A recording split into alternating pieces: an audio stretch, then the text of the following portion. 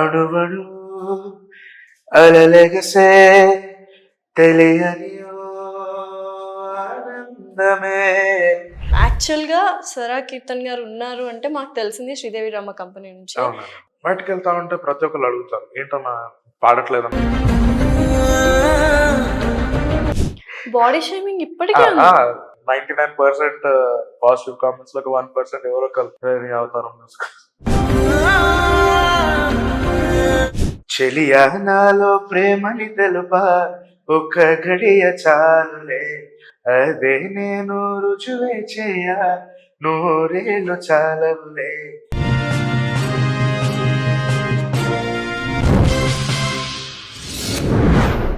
Hi, hello, నమస్తే. Welcome to our channel. ప్రస్తుతం మనతో పాటు ఒక స్పెషల్ గెస్ట్ ఉన్నారు. సో తనకి ఏ పాట ఇచ్చినా అలా అలవోకగా పాడేస్తుంటారు. సో తను అలా పాడుతుంటే మనం అలా వింటూ ఉండాలనిపిస్తుంది.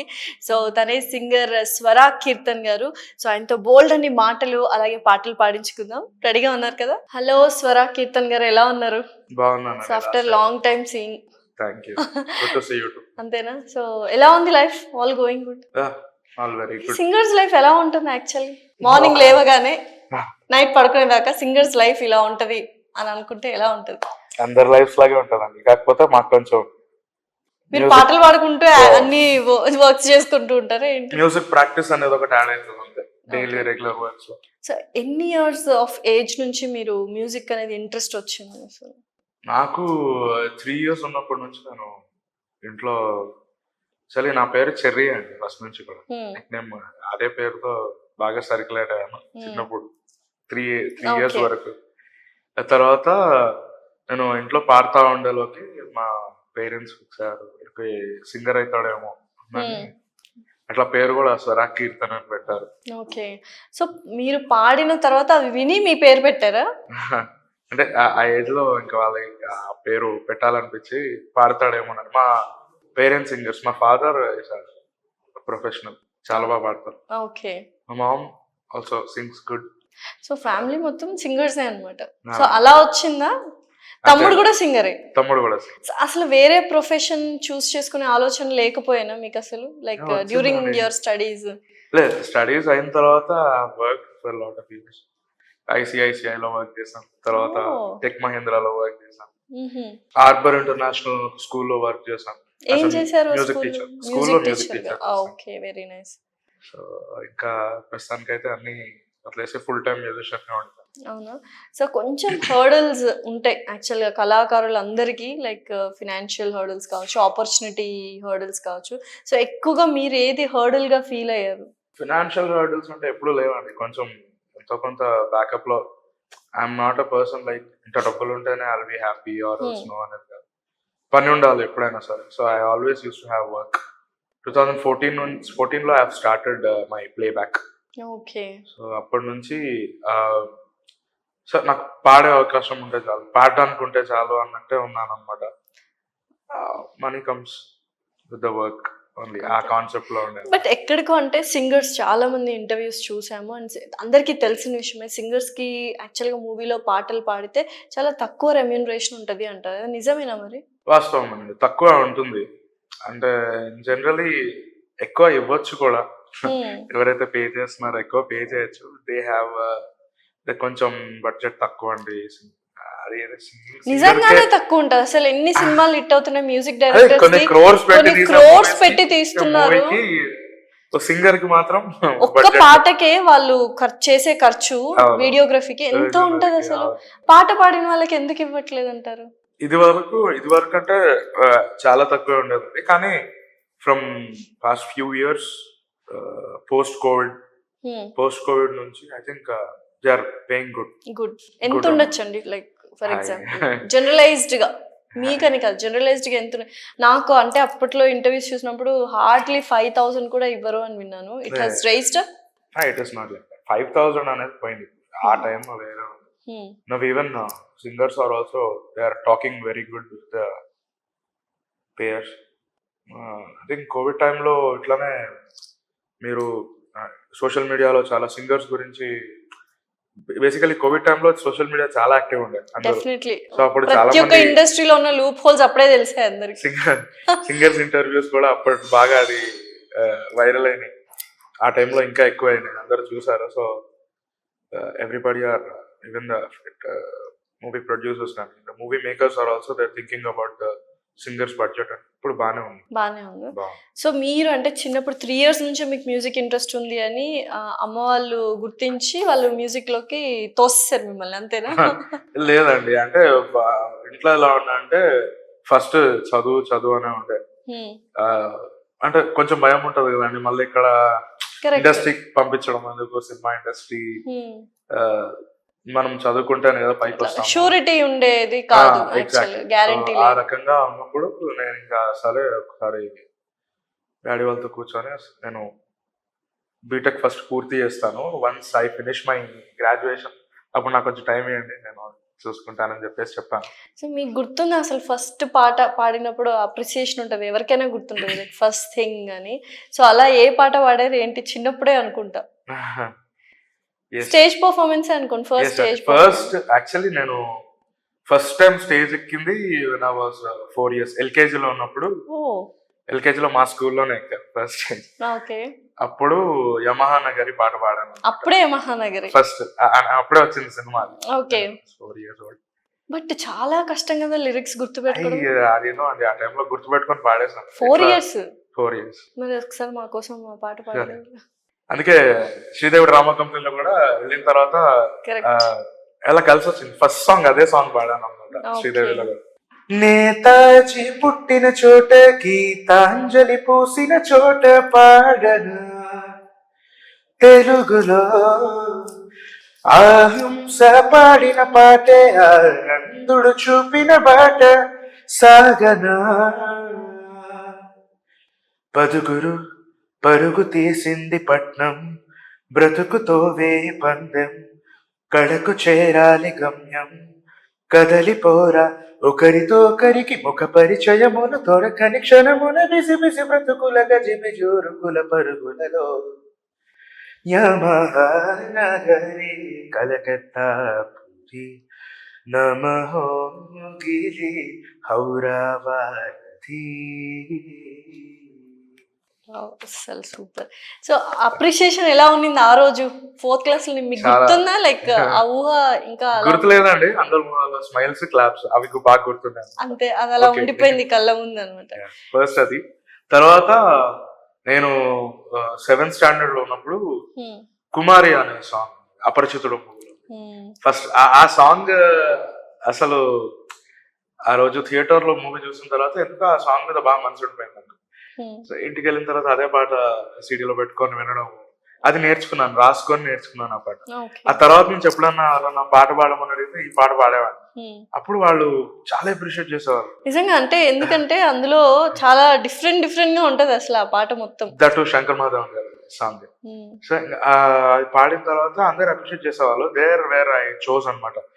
ఓకే, అప్పుడు కొంచెం సీరియస్ తీసుకున్నాను profession. Okay, I should become. అప్పటిదాకా సంగీతం నేర్చుకుంటూ ఉన్నారు నాన్నగారి దగ్గర నేర్చుకుంటా ఉన్నాను. తర్వాత ఐ చోజ్ సరే సింగర్ అవుదామని అనిపించిన మూమెంట్ అయితే ఆఫ్టర్ సింగింగ్ కుమారి. ఓకే, బయట. సో మరి పాడేస్తారు మా కోసం సింగింగ్ కుమారి. కుమారి నా ప్రేమ వెక్కి బుక్కి బక్క చిక్కని కుమారి, నా గుండె గుప్పి రొప్పి కుంగుసున్నరే కుమారి, నా మాటల కడలి మండే కుమారి, నా ప్రేమ వెక్కి ముక్కి బక్క చిక్కెని కుమారి, నా గుండె గుప్పి రొప్పి కుంగుసున్నరే కుమారి, నా మాటల కడలి మండే నే ఓడిపోయాననుకుంటనే, నా ప్రేమని కాస్త వాయిదా వేస్తేనే, రఘుమారి సుకుమారి నా మనసుగ విరినరి వెరులలో అలజడి కుమారి, నా ప్రేమ వెక్కి ముక్కి బక్క చిక్కెని కుమారి, నా గుండె గుప్పి రొప్పి కుంగుసున్నదే కుమారి, నా మాటల కడలి మండే ఎన్ననే కుమారి. మీరు పాట పాడేటప్పుడు చక్కగా కళ్ళు మూసుకొని పాడేస్తుంటారా? అలా అలవాటైపోయిందా ఏంటి? కొన్నిసార్లు కళ్ళు తెరిచే పాడతానండి, కాకపోతే చిన్నగా కనిపించవా? ఉండడం. ఓకే. సో, యూజువల్‌గా అంటే ప్రాక్టీస్ చేసే టైంలో ఎలా ఉంటుందంటే, సాధన ఇన్ని ఇయర్స్ చేయాలి, లేకపోతే ఇన్ని గంటలు చేయాలి అని ఉంటారు కదా! సో, ఎలా ఉండేది మీ అంటే సాధన? ఎంత ప్రొఫెషనల్ సింగర్ అయినా కూడా డైలీ ప్రాక్టీస్ చేయాలి. మీరు డైలీ ఎవ్రీడే చేస్తుంటారు. ప్రతి ఒక్క సింగర్ ఎవ్రీడే చేయాలి. అట్లీస్ట్ ఒక హాఫ్ అన్ అవర్ అన్నా ఒకసారి కూర్చోవాలి. స్వరాగ్ అప్పుడు గారు కొంచెం ట్యూన్ అవుతుంది వాయిస్. ఓకే. స్వరాగ్ గారు అంటేనే కర్ణాటక మ్యూజిక్ అనేది గుర్తొస్తుంటది కాదా? మరి మీకు గుర్తొస్తుంది. కాదు మీరు but Karnataka I'm glad music people remember me like that. Because ఎందుకంటే శ్రీదేవి డ్రామా కంపెనీలో కావచ్చు. యాక్చువల్‌గా స్వరా కీర్తన్ గారు ఉన్నారు అంటే మాకు తెలిసింది శ్రీదేవి డ్రామా కంపెనీ నుంచి. అవునా. సో, ఇన్‌స్టాలో కూడా మీరు సెకండ్ బర్త్‌డే అని రాసుకున్నారు అవును. కదా! సో, ఏంటి ఆ టెలికాస్ట్ అయిన సిట్యుయేషన్ తర్వాత ఏంటి అసలు? అసలు యాక్చువల్లీ ఆఫర్ రావడానికి కారణం కూడా ఐ షుడ్ థ్యాంక్ మహేష్ అన్న ఫర్ దట్. హ్మ్. మహేష్ అంటే జబ్ దీంట్లో యెస్ తెలుసు. రంగస్థలంలో కూడా యాక్ట్ చేశారు మహేష్ రంగస్థలంలో గారు. మహేష్ అచ్చంట. హ్మ్. నేను ఇన్స్టాగ్రామ్ లో కోవిడ్ టైంలో సరే ఖాళీగా ఉన్నాం కదా ఏం చేద్దామని ఓ పక్కన డైట్ చేసామని అప్పుడు. హ్మ్. అప్పుడు డైట్ చేసుకుంటా ఇన్స్టాలో రీల్స్ పెట్టాను, హ్మ్. వోకల్ రీల్స్ ఊరికనే వితౌట్ మ్యూజిక్ అలా పాడి పెట్టినప్పుడు ఒక పోస్ట్ మహేష్ అన్నకు నచ్చింది. హ్మ్. మహేష్ అన్నకు నచ్చి స్వరాగ్ నాకు ఒకసారి సెండ్ చేయవా, ఓన్లీ వీడియో సెండ్ చేయి నాకు వాట్సాప్లో, నేను స్టేటస్ పెట్టుకుంటా అని చెప్పేసి పెట్టారు. పెట్టిన తర్వాత స్టేటస్ పెట్టుకున్న తర్వాత ఆ స్టేటస్ చూసి రాహుల్ రామకృష్ణ అన్న ఉన్నాడు. ఓకే. ఆ అన్న కూడా కాల్ చేసి మరీ అప్రిషియేట్ చేస్తారు. ఓహ్! సూపర్. మళ్ళీ ఏంటి ఆ పోస్ట్ పాడించుకున్నారు. ఏంటి? ఆ పాట ఏంటి? గంధపు గాలి సాంగ్. ఓకే. అది పెట్టుకున్న తర్వాత దాని నుంచి ఇంకా మహేష్ అన్న సర్కిల్లో ఉంటారు కదా ఈటీవీ హ్మ్. వాళ్ళు. హ్మ్. హ్మ్. తర్వాత దాంట్లో ప్రసన్న అనే ఒక అన్న ఉన్నారు హ్మ్. డైరెక్టర్. తర్వాత రాజారావు గారని హ్మ్. ఆయన పెద్ద మనిషి. రాజారావు గారు నన్ను మళ్ళీ ఆయన రీపోస్ట్ స్టోరీ స్టేటస్ పెట్టుకున్నారు. దాన్ని చూసి ప్రసన్న గారని okay. Sridevi drama company director తెలుసు. ఆ! అన్న కాల్ చేశారు, స్వరాగ్ ఇట్లా మరి ఇంట్రెస్ట్ ఉందా పాడతావా అని అడిగారు. నేను డెఫినెట్ గా పాడతా అని చెప్పాను. అంటే నేను అప్పటిదాకా వెయిట్ చేస్తా ఉండే. చాలా మంది అడుగుతారు రియాలిటీ షోస్ లో మీరు ఎందుకు పార్టిసిపేట్ చేయరు, కరెక్ట్. సరిగమప, సూపర్ సింగర్, ఇట్లా తెలుగు ఇండియన్ ఐడల్ సో, మీరు అవి ఏవి పార్టిసిపేట్ చేయలేదు అసలు? Reality shows participate direct Sridevi drama కంపెనీని. అంటే మధ్యలో ఒకసారి బోల్ బేబీ బోల్లో ఒక సీజన్ కి ఒక 2 ఎపిసోడ్స్ వరకు పాడాను. తర్వాత అప్పుడు జాబ్ ఉండేను, సో వెళ్ళిపోవాల్సి వస్తుంది జాబ్. ఓకే. అందుకే క్విట్ చేశారు క్విట్ మీరేనా? Quit okay. చేశాను. ఇంకా వెయిట్ చేస్తా ఉంటా సరే ఒకసారి. అంటే నాకు అర్థమైంది ఏంటంటే బయట చూసే వాళ్ళకి I was always busy with either recordings లేకపోతే కొన్ని షోస్. ఆ టైంలో I was always busy. But ఏంటంటే బయటకు వెళ్తా ఉంటే ప్రతి ఒక్కరు అడుగుతారు ఏంటన్నా పాడట్లేదా, మళ్ళీ అవును. కనిపించట్లేదా. తెలియదు కదా! రోజు వెళ్తున్నా కదా నీ కళ్ళ ముందే బండేసుకోండి చూస్తానే ఉంటావు, మళ్ళీ పాడట్లేదా. ఇక్కడికి సలూన్ షాప్కి వెళ్ళినా కూడా కటింగ్ చేస్తే కూడా అడుగుతారు ఆ! ఏమన్నా పాడట్లేదా అంటే పాడతానే ఉన్నా పాడతాను. But something okay. నాకు అర్థమైంది జనాలకు ఎప్పుడు తెలుస్తున్నామంటే మనం ఒకసారి టీవీలో కనిపిస్తే, డెఫినెట్లీ. టెలివిజన్ మీడియం దాంట్లో కరెక్ట్. కనిపిస్తే గానీ మనం లేదా మనల్ని ఇన్‌స్టాలో. గుర్తించరు అనేది అనుకున్నా. సో ఐ వాస్ వెయిటింగ్ ఒక ఆపర్చునిటీ కోసం for special performance. Luckily Mahesh అన్న నుంచి ఇంకా అట్లా సర్క్యులేట్ అయ్యి శ్రీదేవి వరకు వెళ్ళి అక్కడ పర్ఫార్మ్ చేసిన తర్వాత అక్కడ కొంచెం లైఫ్ టర్న్ అయ్యింది. అప్పుడు బిఫోర్ ఆఫ్టర్ అన్నట్టు ఉండే. అవునా? సో, ఎలా టర్న్ అయింది అసలు? ఏమైంది? Before and after. బిఫోర్ ఎలా ఉండింది? ఆఫ్టర్ ఎలా ఉంది? ఐ వాస్ క్రేవింగ్ ఫర్ గుర్తింపు అండి. డెఫినెట్లీ. గుర్తింపు గురించి, ఐడెంటిటీ కోసం చాలా క్రేవ్ చేస్తా ఉండే. ఆ పర్ఫార్మెన్స్ తర్వాత పీపుల్ రికగ్నైజ్. ఆ రోజు నాకు తెలిసి షో నేను చూసాను. స్టాండింగ్ ఓవేషన్ వచ్చినట్టుంది కదా యాక్చువల్‌గా. ఏ సాంగ్ ఎక్కువ ఇదైపోయింది అక్కడ? ఆ రోజు టోటల్ పర్ఫార్మెన్స్ మొత్తం ఉండాలి. పర్ఫార్మెన్స్ మొత్తం బాగుంది. ఫస్ట్ వెబ్సైట్ యమహా నగరి పాడారు. Second song life of Ram పాడాను. తర్వాత గంధపు గాలిని, వెన్నెల్వే మగువా అన్ని క్లాసిక్స్ ఎంచుకున్నారు యాక్చువల్‌గా కదా ఆ రోజు. అంటే ఇంకా వన్ షాట్ అనుకున్నాను. Okay first time you're going. I never expected I would get a call again also. And ఆ రోజు ఏదో యాక్సిడెంట్ అయింది కూడా. అది నెక్స్ట్ టైమా? అదే థర్డ్ టైం వెళ్ళినప్పుడు. ఫస్ట్ టైం time ఏమో ఇండివిజువల్ పర్ఫార్మెన్స్ ఇచ్చాను ఇప్పుడు చెప్పిన సాంగ్స్. సెకండ్ టైం బ్రదర్ తో వెళ్ళి మా తమ్ముడు ట్విన్స్ పర్ఫార్మెన్స్ అన్నట్టు చేశారు. నిజంగానే ట్విన్స్. తమ్ముడు కానీ ఇంకా బయట అందరూ ట్విన్స్ అని అంటారు. మా ఇద్దరు నాకంటే 5 years చిన్నోడు మా తమ్ముడు. ఓకే. ట్విన్స్ అని అంటారని ఆ రోజు twins performance second time. Third time accident అయ్యింది షూటింగ్. అసలు ఏమైంది ఆ రోజు? బట్ స్టిల్ మీరు వచ్చారు. Like what is the incident ఆ రోజు? షూట్ కోసం అని వెళ్తున్నాను, ఇది కొంచెం ఈగర్ గా వెళ్తా ఉంటే ఫ్రంట్ వీల్ బ్లాస్ట్ అయ్యి వెహికల్ ఇట్లా జర్క్ అయ్యి అక్కడ పార్క్ చేసిన లారీకి తగిలేలోకి ఇంకా సో స్వభావ్ సెడ్ ఆపర్చునిటీ మళ్ళీ వస్తుందా రాదా అనేది I was not sure. But still first performance ఇచ్చారు, సెకండ్ పర్ఫార్మెన్స్ ఇచ్చారు, బట్ స్టిల్ అంటే ఒక షాక్ లోకి వెళ్ళిపోతాం కదా అలా జరిగినప్పుడు. Fever Thank వస్తుంది God ఆ ఏం time. అవ్వలేదు. అవునా? అంటే ఆ టైంలో వెళ్ళే దారిలో ఇంకా టెన్షన్ లో ఉండే, మళ్ళీ ఆపర్చునిటీ వస్తుందా రాదా, మళ్ళీ ఆపర్చునిటీ వస్తుందా రాదా అని. సో అప్పుడు కాల్ చేశారు, ప్రసన్న కాల్ చేసి స్వరాగ్ వస్తున్నావు కదా అంటే, వస్తున్నా ఇక్కడ యాక్సిడెంట్ అయి ఉంటే పిక్స్ పెట్టాను, ఫొటోస్ పెట్టి అయిందన్నా కొంచెం ఈ టైంకి వస్తున్నాను అని చెప్పేసి చెప్పాను. వాళ్ళు లైక్ సరే స్వరాగ్ ఒక పని చేయి, డ్రాప్ అవ్వు, నెక్స్ట్ టైం ఎప్పుడైనా చూద్దామన్నారు. లేదా నన్ను వస్తున్నాను, I want to come, I want to perform, I don't want to miss the So they got opportunity. impressed with that. I don't want to miss the opportunity. ఎందుకంటే వాళ్ళ ఆ టైంలో వాళ్ళకి షూటింగ్ కానీ అది ఎంతమందికి Correct. జనాలు ఎంతమంది చూస్తారు, మళ్ళీ ఆ ఆపర్చునిటీ వస్తుందా రాదా అని ఐ హావ్ గాన్ అనమాట. నా ఫ్రెండ్ తీసుకొని వెళ్ళాను, కొంచెం ధైర్యంగా ఉంటుంది, అఖిలేష్ తో పాటు వెళ్ళొచ్చా. తర్వాత అక్కడ కార్కి ఒక మా ఫ్రెండ్స్ వేరే వాళ్ళని అసైన్ చేసుకొని చూసుకోండి అని చెప్పేసి come to the shoot, it came out very so well. ఎన్నిసార్లు పర్ఫార్మ్ చేశారు మీరు శ్రీదేవి డ్రామా కంపెనీ? 5 times శ్రీదేవిలో వచ్చాను. నేను మళ్ళీ ఈటీవీ వాళ్ళదే ఉగాది ఈవెంట్ ఒకటి చేశాను, ఉగాది ఈవెంట్ ఒకసారి చేశాను. సో యూజువల్ గా పర్ఫార్మెన్సెస్ ఒక 5 times పర్ఫార్మెన్స్ ఇచ్చిన తర్వాత గుర్తింపు వచ్చింది వెల్. దాని తర్వాత ఆపర్చునిటీస్ మూవీస్ లో రావడం అనేది బిగ్గెస్ట్ ఛాలెంజ్. సో మూవీస్ లో ఎలా వచ్చాయి ఆఫర్స్? అంటే మూవీ నేను చెప్పాను కదండి 2014 లో స్టార్ట్ అయ్యాను, అప్పటి నుంచి సింగింగ్ ఫర్ ఫిల్మ్స్. బట్ ఎక్కడ ఇప్పటిదాకా నేను ఒక 150 ఫిల్మ్స్ కి పాడాను. ఓకే. దాంట్లో రూలర్ మూవీస్ అంటే బాలకృష్ణ గారు, దాంట్లో సంక్రాంతి అనే సాంగ్ పాడాను. ఓకే. బిఫోర్ శ్రీదేవి చెప్తా ఉన్నా, నేను ఎందుకు మెన్షన్ చేస్తున్నా అంటే before Sridevi. Correct, I know. After Sridevi video got telecasted, most of the comments ఏమొస్తున్నాయంటే, మీకు తప్పకుండా ఒక్క అవకాశమైనా వస్తుంది ఈ సినిమాలో పాడడానికి, మీరు సినిమాలో పాడాలి అని చెప్పేసి వస్తాను.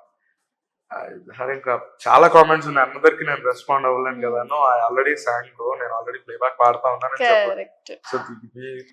బట్ ఏంటంటే ఇప్పుడు ఎవరైతే సింగర్స్ ఒక మూవీలో పాడుతున్నారంటే వాళ్ళకి తెలిసిపోతుంది అందరికి, అలా మీది ఎందుకు తెలియలేదు? అండ్ ఇప్పుడు కూడా లైక్ ఫర్ ఎగ్జాంపుల్స్ వద్దులే కానీ సింగర్స్ కొంతమంది ఉన్నారు, సెట్ ఆఫ్ సింగర్స్ వాళ్ళు పాడుతున్నారు, వాళ్ళు సపరేట్ గా మళ్ళీ వీడియో కూడా చేస్తున్నారు, నేను ఈ సాంగ్ పాడానని along with music directors. So అలా ఎప్పుడు అవకాశం రాదంటే ఇప్పుడు ఇంకా అరే ఈ పాట స్వరాగ్ కీర్తన్ గారు పాడారు అనేది ఇప్పటి వరకు తెలియదు. బీయింగ్ ఫ్రాంక్ అండి, అంత సాలిడ్ హిట్ అయితే ఇప్పటిదాకా రాలేదు నాకు మూవీలో. ఎందుకు అలా అంటే ఆఫ్టర్ శ్రీదేవి డ్రామా కంపెనీ చూసి ఆఫ్టర్ దట్ పర్ఫార్మెన్సెస్ చూసిన తర్వాత కూడా ఎందుకు అంత మంచి పాటలు రాలేకపోతున్నాయి? ఇస్ దేర్ ఎనీ అంటే పార్షాలిటీ ఏమైనా ఉందా అంటారా మ్యూజిక్ డైరెక్టర్స్ లో కావచ్చు, ఒక కమ్యూనిటీకి సపోర్ట్ చేయడం కావచ్చు అలాగా? I'm not that big person to answer to this question. But ఒక విషయం అయితే ఏంటంటే, ball is in the music directors court. ఇప్పుడు మ్యూజిక్ డైరెక్టర్ ఎవరైతే ఉన్నారో వాళ్ళు ఒకవేళ నిజంగానే ఆ పాటకి నేను సూట్ అవుతాను అనుకుంటే కనుక నాకు ఆపర్చునిటీ ఇస్తారు. సో నేను ఇంకా వెయిట్ చేస్తా ఉన్నాను ఆపర్చునిటీ. ఇప్పుడు దేవిశ్రీ ప్రసాద్ గారు నా శ్రీదేవి డ్రామా కంపెనీ ఒక పర్ఫార్మెన్స్ బ్రెత్లెస్ సాంగ్ ఏదైతే ఉందో దాన్ని సార్ షేర్ చేశారు ఇన్స్టాగ్రామ్ లో నా స్టోరీ షేర్ చేశారు. సో అట్లా వాళ్ళ దృష్టిలో పడ్డానేమో అని నేను అనుకుంటున్నాను. బట్ ఆపర్చునిటీ ఇచ్చారా అంటే ఇంకా రాలేదండి, లాంగ్ బ్యాక్ కదా అది. అంటే మీరెళ్ళి అప్రోచ్ అవ్వడం కానీ మీరెళ్ళి మాట్లాడడం కానీ అలా చేయాలి కదా యూజువల్ గా. Like I don't know the route way how to approach. కానీ వాళ్ళ మేనేజర్ గారితో ఒకసారి మాట్లాడారు, ఆయన చెప్పారు బ్రో ఒకవేళ నువ్వే కావాలి, నీ పాట కావాలి అనుకుంటే హవెవర్ హిల్ పిక్ యూ, ఎట్లయినా సరే నేను గాలమేసి పట్టుకున్నాను తీసుకొచ్చి పాడేస్తారు. సో దాని గురించి వరీ అవుతుంది, ఇట్ విల్ కమ్. సరే సెలెక్షన్ ఎలా చేస్తారు వాళ్ళు, సింగర్స్ సెలెక్షన్ అనేది? ఐ డోంట్ నో అండి, అది డిపెండ్స్. ఆ టైంలో వాళ్ళకి ఈ పాటకు సూట్ అవుతుందేమో, ఈ అబ్బాయిని ట్రై చేద్దామని వాళ్ళకి అనిపిస్తే నేను వెయిట్ చేస్తున్నాను వాళ్ళకి ఎప్పుడు. డెఫినెట్లీ. సో మీ ఫేవరెట్ సాంగ్ ఏంటి? ఇది చాలా ఇష్టమైన సాంగ్, ఎప్పుడు హమ్ చేసుకుంటూ ఉండే సాంగ్? చాలా ఉన్నాయండి, 1 2 లేదు, కానీ ఎక్కువ శాతం అయితే గంధపు గాలి పాట ఎక్కువ ఇష్టం. సో పాడండి, ఇంకెందుకు ఆలస్యం. గంధపు గాలిని తలుపులు ఆపుట న్యాయమా న్యాయమా ప్రేమల ప్రశ్నకు కన్నుల బదులంటే మౌనమా మౌనమా చెలియా నాలో ప్రేమని తెలుపా ఒక్క గడియ చాలులే అదే నేను రుజువే చేయ నూరేళ్ళు చాలవులే లేదని చెప్ప నిమిషము చాలు లేదన్న మాట తట్టుకోమంటే మళ్ళీ మళ్ళీ నాకొక జన్మే కావాలి ఏమి చేయమందువే గంధపు గాలిని తలుపులు ఆపుట న్యాయమా న్యాయమా ప్రేమల ప్రశ్నకు కన్నుల బదులంటే మౌనమా మౌనమా ఏమి చేయమందువే. వావ్! సూపర్. అసలు నిజంగానే అంటే ఇప్పటికే ఎందుకు ఇంత ఒక